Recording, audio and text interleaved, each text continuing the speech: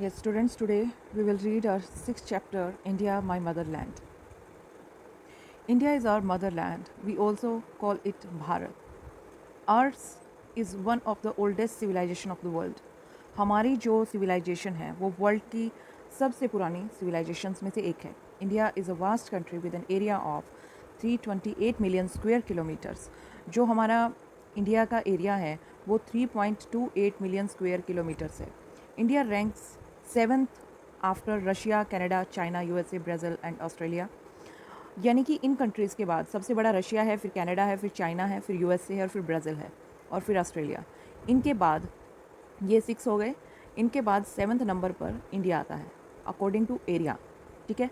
India, Pakistan, Bangladesh, Nepal and Bhutan together from a distinct geographical unit popularly known as the Indian subcontinent. India है, पाकिस्तान है, बांग्लादेश, नेपाल और भूटान, ये सारे मिलकर इनका जियोग्राफिकल जो फीचर है, जियोग्राफिकल जो यूनिट है, ये सब मिलकर इंडियन सब कॉन्टिनेंट बनाती हैं. It has a very distinctive culture of its own. इसका अपना एक बहुत अच्छा कल्चर है, अपना ही है. As it is separated from the rest of Asia, क्योंकि ये दूसरे एशिया से अलग हो जाता है by a long chain of lofty mountains in the north. हमारे नॉर्थ के अंदर आप सबको पता है हिमालयन माउंटेन्स हैं और उसकी वजह से ये जो बाकी का एशिया है उससे अलग पड़ जाता है, उससे थोड़ा सा अलग हो जाता है. इसीलिए शायद इंडियन सब कॉन्टिनेंट अलग से बोला गया है. Independent India with a population of more than 121 billion in 2001. वैसे अभी तो 135 करोड़ अबोव हो गई है हमारी, लेकिन 2011 की जो सेंसस है उसके अकॉर्डिंग 1.21 बिलियन जो है इसकी पॉपुलेशन है. और पॉपुलेशन के हिसाब से second most populous country in the world after China, क्योंकि चाइना जो है उसकी पॉपुलेशन वर्ल्ड में सबसे ज़्यादा है. चाइना के बाद अगर पॉपुलेशन में किसी का नंबर आता है तो वो इंडिया है, यानी इंडिया की सेकंड नंबर पर सबसे ज़्यादा पॉपुलेशन है. India has remarkable cultural diversities. India की जो कल्चरल डाइवर्सिटीज़ हैं, जो सांस्कृतिक जो उसकी विभिन्नताएं हैं, वो बहुत ही ज़्यादा अनोखी हैं. Where people follow different languages, क्योंकि लोगों की अलग अलग लैंग्वेज है, अलग अलग धर्म है, अलग अलग ट्रेडिशंस है, रीति रिवाज हैं. Despite the regional diversities, there is an underlying unity which is reflected in our common ways of living throughout the country. और अगर हम रीजनल डाइवर्सिटीज़ के बावजूद, मतलब इतने ज़्यादा रीजनल डाइवर्सिटीज़, मतलब क्षेत्र के हिसाब से अलग अलग डाइवर्सिटीज़, जैसे राजस्थान की अगर हम बात करें तो उसका खाना पीना, उसका लैंग्वेज, उसके धर्म, उसके रीति रिवाज सब अलग हैं. और अगर हरियाणा की बात करें तो अलग है, गुजरात की बात करें तो अलग है, कश्मीर की बात करें तो अलग है. ठीक है. सबकी रीजनल डाइवर्सिटीज़ हैं, रीजन के हिसाब से सबकी अलग अलग चीज़ें हैं, लेकिन फिर भी यूनिटी है, सारे एक साथ मिलकर रहते हैं. और यही है जो हमारे इंडिया को सबसे अच्छा और अनोखा देश बनाता है. यहाँ पर आपको ये कॉन्टिनेंट्स दिखाए गए हैं, ये आप देख सकते हैं वर्ल्ड मैप के अंदर. कंट्रीज़ लार्जर दैन इंडिया, जो कंट्रीज़ इंडिया से बड़ी हैं वो. उसके बाद है India's location on the globe. अब इंडिया की ग्लोब के ऊपर क्या सिचुएशन पड़ती है, हम उसके बारे में यहाँ पढ़ेंगे. India is situated in the northern hemisphere. Northern hemisphere में पड़ता है as it lies to the north of the equator. मैंने आपको पहले भी समझाया है कि अगर ये हमारी पृथ्वी है तो जो इक्वेटर लाइन है वो हमारी पृथ्वी को बिल्कुल, वैसे तो ये इमेजिनरी लाइन है, जो स्पेस में अर्थ है उस पर नहीं बनी हुई है, लेकिन हम लोकेशन को मेज़र करने के लिए इन लाइंस का, इमेजिनरी जो लाइंस हैं उनका इस्तेमाल करते हैं. तो ये जो इक्वेटर है ये अर्थ को दो पार्ट में डिवाइड करती है. ऊपर वाला पार्ट है नॉर्दर्न पार्ट और नीचे वाला पार्ट है साउदर्न हेमिस्फीयर और नॉर्दर्न हेमिस्फीयर. दो पार्ट में डिवाइड करती है. ठीक है. तो जो इंडिया है वो ऊपर वाले पार्ट में पड़ता है, यानी कि इक्वेटर से ऊपर वाले पार्ट में पड़ता है, तो इसलिए ये नॉर्दर्न हेमिस्फीयर में हुआ. द ट्रॉपिक ऑफ कैंसर, जो ट्रॉपिक ऑफ कैंसर है जो 23.5 डिग्री नॉर्थ में जो है वो passes through the middle of the country. वो कंट्री के बिल्कुल बीच से गुजरती है, गुजरात, मध्य प्रदेश, ऐसे यहाँ इनके बीच से गुजरती है.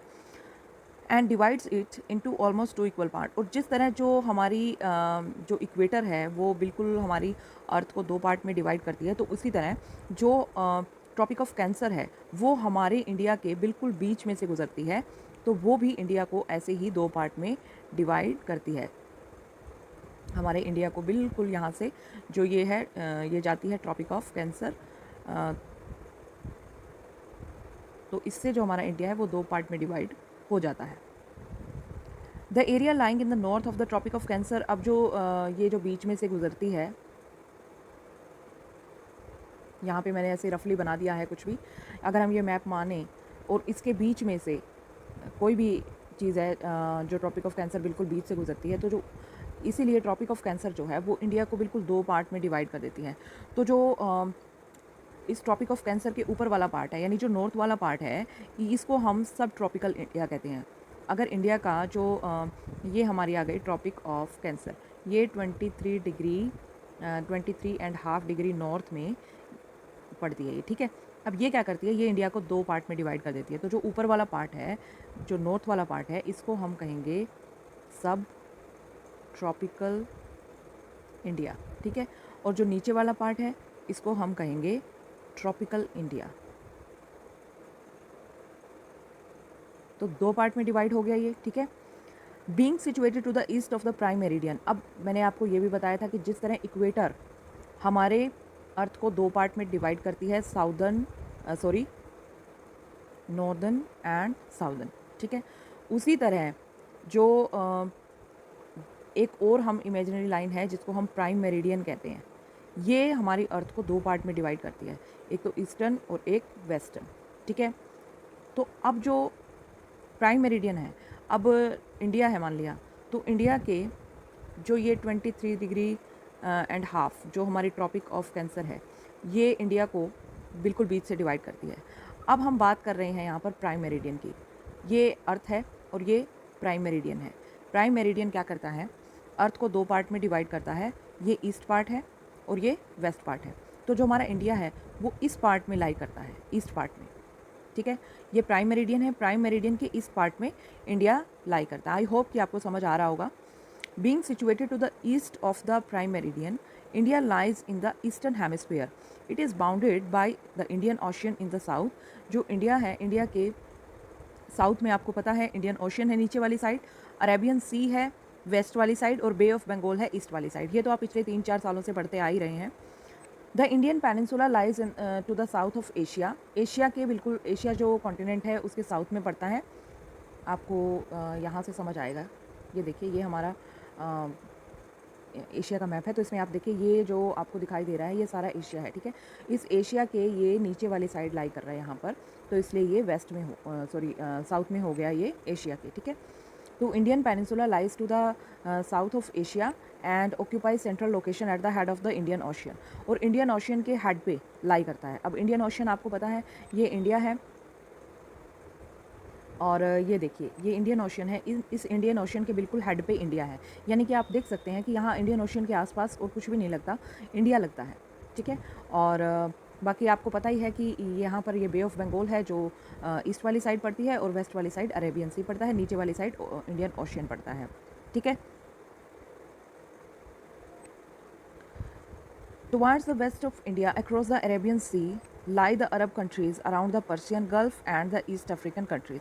अब ये तो देखिए, जब आप देखेंगे यहाँ पर तो आप देखेंगे कि इंडिया के इस साइड ये सारी अरेबियन कंट्रीज़ पड़ती हैं। ईरान है, टर्की है, साउथ अरेबिया है, ओमान है, पाकिस्तान है, ये अरेबियन कंट्रीज़ है, कजाकिस्तान है, ये सारी की सारी इंडिया के वेस्ट की तरफ लाई करती हैं। Do you know, in 1869 the opening of The Suez Canal of Egypt has reduced the distance between Europe and India by 7,000 kilometre. 1869 के अंदर जो ये कैनाल है सूएज, इसमें इजिप्ट में बनी थी, इसने इंडिया और यूरोप की दूरी को 7,000 किलोमीटर कम कर दिया था। It connects the Mediterranean Sea with Red Sea through the Gulf of Suez. इसने जो मेडिटेरेनियन जो सी है और रेड सी है, इसको इस खाड़ी से जोड़ दिया था, ठीक है। Towards the east of India across the Bay of Bengal, अगर हम इंडिया के ईस्ट की साइड चलेंगे तो बे ऑफ बंगाल से उधर the south east Asian countries हैं, जैसे मलेशिया है, इंडोनेशिया है, एट्सेट्रा, ये सारी लोकेटेड हैं। ये सब आपको मैप में देखने से मिलेंगी। यहाँ पर ये देखिए, ये सारे के सारे हमारे जो बताए हुए हैं, जो भी हमारे नेबर्स हैं।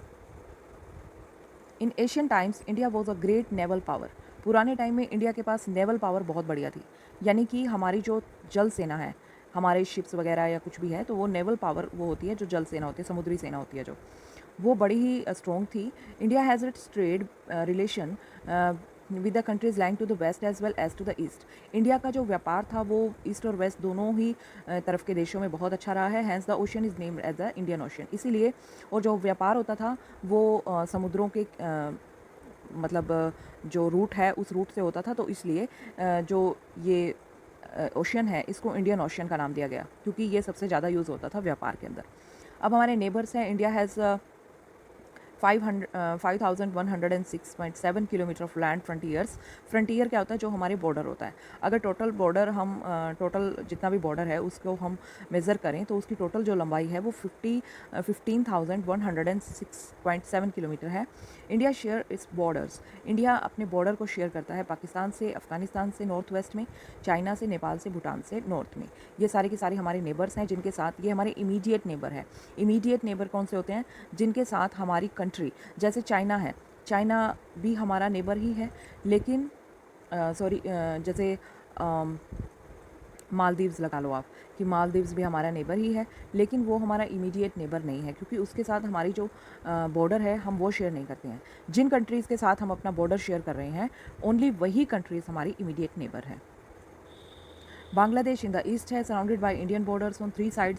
बांग्लादेश 3 साइड से इंडियन बॉर्डर को टच करता है। Myanmar shares boundary with Indian state in the north east. Sri Lanka and Maldives are located to the south of the Sri Lanka, और बाकी श्रीलंका है। Sri Lanka is separated from India by 5 strait and gulf और मन्नार। ये इन दोनों जो 5 स्टेट है और जो गल्फ और मन्नार है, इन दोनों की वजह से जो श्रीलंका है वो थोड़ा सा इंडिया से अलग हो गया है। ये देखिए आप थोड़ा सा, आपको यहाँ पर ये थोड़ा सा पेज अच्छे से नहीं आया है, तो यहाँ पर ये आपको श्रीलंका है, ये थोड़ा सा इंडिया से आपको अलग दिखाई देगा, इसकी बाउंड्री टच होती नहीं दिखाई देगी, सिर्फ गल्फ और मन्नार की वजह से। उसके बाद है इंडियाज़ एक्सटेंट, यानी इंडिया का विस्तार। India is a vast country. It's main land extend between 8 degree 4 north and 37 degree and latitudes. ये इसके बीच में, ये आपको देखना पड़ेगा। यहाँ पर देखिए ये आपको मैं अच्छे से बाद में समझाऊंगी कि किस तरीके से बीच में से जो जाती हैं। अभी मैंने आपको बताया कि हम जो इमेजिनरी लाइंस जो हम मानते हैं, प्राइम मेरिडियन वगैरह और इक्वेटर वगैरह, उनके साथ जो पैरेलल्स ऑफ लैटिट्यूड लॉन्गिट्यूड, उनकी वजह से हम ये मेज़र कर पाते हैं कि ये कहाँ पर लाई करता है। ठीक है, तो ये यहाँ से यहाँ तक है। अगर हम नॉर्थ की बात करें तो ये 8 डिग्री 4 से लेकर 37 डिग्री नॉर्थ लैटिट्यूड तक फैली हुई है। फिर north south extent of the main land of India is about 3,214 kilometre. अगर हम नॉर्थ से साउथ की बात करें, यानी कि जो इंडिया है उसके नॉर्थ से लेकर साउथ की अगर इस लंबाई की हम बात करें तो ये है 3,214 किलोमीटर, और ये लोकेटेड है 60 डिग्री 14 एंड लैटिट्यूड के ऊपर। और अगर लॉन्गिट्यूडिनल एक्सटेंट की बात करें, देखिए ये तो होता है लैटिट्यूड, लैटिट्यूड पे कहाँ लाई करता है इंडिया, और फिर लॉन्गिट्यूड पे कहाँ लाई करता है, ये दोनों चीज़ें देखी जाती हैं। ठीक है, तो लॉन्गिट्यूड की अगर हम बात करें तो लॉन्गिट्यूडिनल एक्सटेंट जो इंडिया का है वो ये ईस्ट वेस्ट होगा, तो 68 डिग्री 7 ईस्ट से लेकर 97 डिग्री 25 ईस्ट तक, क्योंकि मैंने अभी आपको बताया था कि ये हमारी अर्थ है और ये इक्वेटर है, तो हमें पता है कि इक्वेटर के तो ऊपर लाई करता है इंडिया, और ये प्राइम मेरिडियन है तो इसके ईस्ट में लाई करता है, तो ये यहाँ पर लाई करता है, तो ये देखा जाएगा। अब ये दोनों देखिए ईस्ट और ईस्ट दिखा रखे हैं, ये क्यों ईस्ट और ईस्ट दिखा रखे हैं? क्योंकि ईस्ट में ही लाई करता है, तो जहाँ से जहाँ तक फैला है 68 डिग्री 7 से लेकर 97 डिग्री 25 ईस्ट तक ही फैला हुआ है ये। ठीक है, दस it's longitudinal extent is 29 degree. अगर हम इन दोनों के डिफरेंस की बात करें तो इसका कितने लॉन्गिट्यूड तक फैला हुआ है ये 29 डिग्री तक। The east and west extent of the country is about 2,933 kilometre. अगर हम इसकी एक्सटेंट की बात करें, अभी तक हमने यहाँ इस लंबाई को मापा था, ठीक है, और अब हम इस लंबाई को मापते हैं। ये जो लंबाई है यानी कि ईस्ट वेस्ट की जो अगर एक्सटेंट की बात करें तो ये हमारा है 2,933 kilometre. The southern most tip of main land of India is Kanyakumari. अगर हम साउदर्न मोस्ट टिप की बात करें, यानी सबसे नीचे, इंडिया का जो सबसे नीचे वाला पार्ट है, साउदर्न टिप हो गया यहाँ पर। ठीक है, ये सबसे नीचे जहाँ पर लाई करता है इंडिया वो है Kanyakumari, also known as Cape Comorin, इसको हम केप कोमोरिन के नाम से भी जानते हैं। Andaman and Nicobar island group lies in the Bay of Bengal. जो अंडमान और निकोबार हैं वो बे ऑफ बंगाल में लाई करते हैं, आपको पता है इसका। लक्षद्वीप आइलैंड जो है वो अरेबियन सी में लाई करते हैं। ये देखिए यहाँ पर जो बे ऑफ बंगाल है, बे ऑफ बंगाल यहाँ पर है, तो अंडमान निकोबार यहाँ पर है, तो ये बे ऑफ बंगाल में है। ये अरेबियन सी है, तो यहाँ पर लक्षद्वीप है। They form parts of Indian union, वो इंडियन यूनियन का ही पार्ट है। Indira point is the southern most tip of the Indian territory that lies in Nicobar island. और निकोबार आइलैंड जो है वो यहाँ पर इंदिरा पॉइंट, ये देखिए यहाँ पर ये है इंदिरा पॉइंट और ये है साउदर्न मोस्ट पॉइंट कन्याकुमारी। अब यहाँ पर बच्चे कई बार पजल हो जाते हैं, अगर साउदर्न मोस्ट टिप पूछ लिया जाए तो वो कई बार इंदिरा पॉइंट लिख देते हैं। देखिए जो हमारा देश का जो इसके हमारे देश का जो एरिया है, अगर उसकी हम बात करें तो वहाँ पर कन्याकुमारी जो है वो मेन लैंड का पार्ट है, ठीक है। और जो इंदिरा पॉइंट है वो इंडियन टेरिटरी का पार्ट है, बस ये आपको ध्यान रखना है। The sun rises in Arunachal Pradesh, आपको पता है यहाँ पर अरुणाचल प्रदेश है और ये ईस्ट है, इधर नॉर्थ है, इधर वेस्ट है और इधर साउथ है। तो यहाँ पर आपको पता है कि ईस्ट की तरफ से सबसे पहले सूरज उगता है, तो अरुणाचल प्रदेश सबसे ज़्यादा ईस्ट में पड़ता है, तो अरुणाचल प्रदेश में सबसे पहले जो है हमें दिखाई देता है सूरज। The eastern most point of India, it rises in Gujarat in the west after about 2 hours. जब अरुणाचल प्रदेश में अगर 7 बजे उगता है सूरज, तो गुजरात में वो 9 बजे उगेगा, यानी कि यहाँ से लेके यहाँ तक 2 घंटे का डिफरेंस आ जाता है। You have already learn that the difference of time per degree of longitude is 4 minutes. आप सबको पता है कि लॉन्गिट्यूड का टाइम, अब देखिए अगर मैं ये भी आपको समझाने लगूंगी तो बहुत लंबा हो जाएगा, आपको पीछे भी समझाया था, लेकिन फिर भी मैं बता दूं। अभी जैसे मैंने आपको बताया कि ये हमारी अर्थ है, ये इक्वेटर है, ये प्राइम मेरिडियन है, ठीक है। तो हम क्या करते हैं कि इसके साथ साथ हम और भी लाइनें बना लेते हैं, इसको हम मेरिडियंस ऑफ लॉन्गिट्यूड कहते हैं, और जो इक्वेटर के साथ साथ लगती है इसको हम पैरेलल्स ऑफ लैटिट्यूड कहते हैं। तो इस तरह का ग्रिड बनता है। तो ये ग्रिड जो आपको एक ग्रिड दिखाई दे रहा है ना, ये वाला जैसे मान लिया, तो इस एक यहाँ से लेके इस टिप से इस टिप तक पहुँचने में कितना टाइम लेता है वो मैंने आपको पहले भी बताया है कि कितना मिनट लेता है, 4 मिनट। 4 मिनट का टाइम लेता है, क्योंकि आपको पता है कि धरती घूम रही है, तो जो सूरज के सामने से जो जैसे धरती हिल रही है तो वो इतनी तेज़ी से तो घूम नहीं रही, इस जगह से इस जगह तक आने में सूरज के सामने 4 मिनट का टाइम लगता है, ठीक है। अब यहाँ पर जितनी दूरी है, ठीक है, तो यहाँ से लेकर यहाँ तक 2 घंटे का टाइम लगेगा, अकॉर्डिंग टू जो टाइम है जिस तरह से हमने डिवाइड किया उसको ग्रिड में, उससे।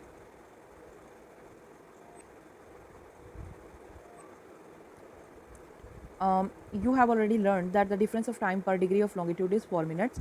Each longitude had its own local time.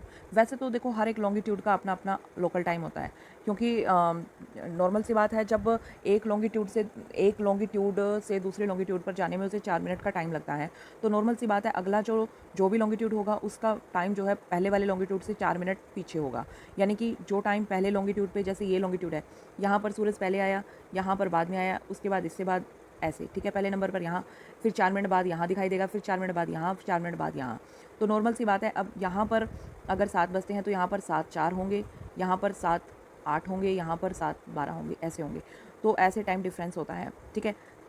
तो वैसे तो हर एक लॉन्गिट्यूड का अपना लोकल टाइम होता है, लेकिन India has selected 82 degree 30 east longitude as a standard meridian time of India.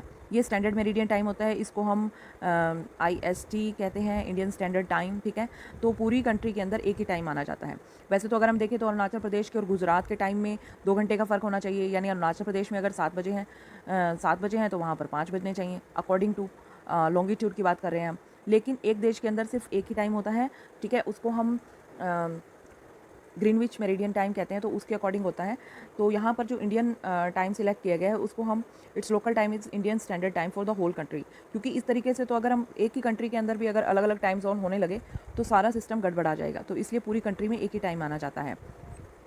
It is followed all over the country, और ये सारी की सारी कंट्री में फॉलो किया जाता है, and is 5.5 hours ahead of the Greenwich mean time. जो ग्रीनविच मीन टाइम है GMT, इसके अकॉर्डिंग ये 5.5 आवर्स अहेड है, आगे है ग्रीनविच। ये ग्रीनविच मीन टाइम जो है बिल्कुल सेंटर में प्राइम मेरिडियन के ऊपर माना गया है, तो प्राइम मेरिडियन के ऊपर जो टाइम होगा उससे 5.5 डिग्री पहले टाइम है। यानी कि अगर हमारे देश में 7 बजे हैं तो ग्रीनविच मेरिडियन टाइम जो है 5.5 घंटे हमसे पीछे होगा। 7 में से 5 अगर हम माइनस कर दें तो कितने हो गए, 7 में से 5 अगर हमने माइनस कर दिए तो 2, और उस हाफ और कर दो, यानी कि 1.5, तो इतना टाइम होगा, ठीक है। ये टाइम जोन इसी तरीके से होते हैं, जैसे अगर हमारे इंडिया में अगर जो भी टाइम है तो जो वेस्टर्न कंट्रीज़ हैं उनका हमसे पीछे टाइम होगा, यानी कि हमारी तरफ जैसे जैसे शाम होती रहेगी उनकी तरफ दिन होता रहेगा। ये सारा का सारा जो हमारी धरती जो रोटेट हो रही है उसकी वजह से होता है ये, ठीक है। तो ग्रीनविच मीन टाइम वो होता है जो माना गया है, एक स्टैंडर्ड यूनिट मानी गई है, ये बिल्कुल प्राइम मेरिडियन के ऊपर होता है। इसकी उससे कितना आगे है और कितना पीछे है तो वो ये डिसाइड करता है कि GMT से हमारा जो IST है वो 5.5 घंटे आगे है। From Jammu and Kashmir to Kanyakumari, India experiences a wide variety of climatic condition, natural vegetation, soil etcetera. अब जम्मू कश्मीर सबसे ऊपर है नॉर्थ में, और जो कन्याकुमारी है वो साउथ में है। तो नॉर्थ से लेकर साउथ तक, यानी कि कश्मीर से लेकर कन्याकुमारी तक इंडिया के अंदर बहुत सारी वैरायटीज़ हैं, क्लाइमेट की भी हैं, नेचुरल वेजिटेशन की भी हैं, सोइल की भी हैं, और ऑफ कोर्स ट्रेडिशंस की भी हैं, रिलीजन्स की भी। लेकिन यहाँ हम जियोग्राफी की स्टडी कर रहे हैं तो ऑब्वियसली हम वेजिटेशन, क्लाइमेट, नेचुरल जो कंडीशंस हैं उनके बारे में ही पढ़ेंगे यहाँ पर। डू यू नो में है, a large part of the Indira point has got submerged in the tsunami of 2004। जब 2004 के अंदर सुनामी आई थी, इंदिरा जो पॉइंट है वो बहुत ज़्यादा उसके अंदर मिक्स हो गया। Now the sea is gradually retreating back to its original place. अब धीरे धीरे जो सी है वो अपने वापस अपनी जगह पर जा रहा है, अपनी असली जगह पर जा रहा है, और इंदिरा पॉइंट जो है वो धीरे धीरे दिखने लगा है। अदरवाइज़ इंदिरा पॉइंट जो है वो उसी के अंदर ही डूब गया, कहने का मतलब ये है। अब आगे पढ़ेंगे अगले वीडियो में हम the smiling face of our country. इसमें हम पढ़ेंगे अलग अलग लैंडफॉर्म्स के बारे में, नॉर्दर्न माउंटेन्स के बारे में है, प्लेटो के बारे में है, ठीक है, कोस्टल प्लेन्स के बारे में, आइलैंड के बारे में, माउंटेन्स के बारे में। तो वो सब कुछ हम अगले वीडियो में पढ़ेंगे। आज के लिए इतना ही। Thank you.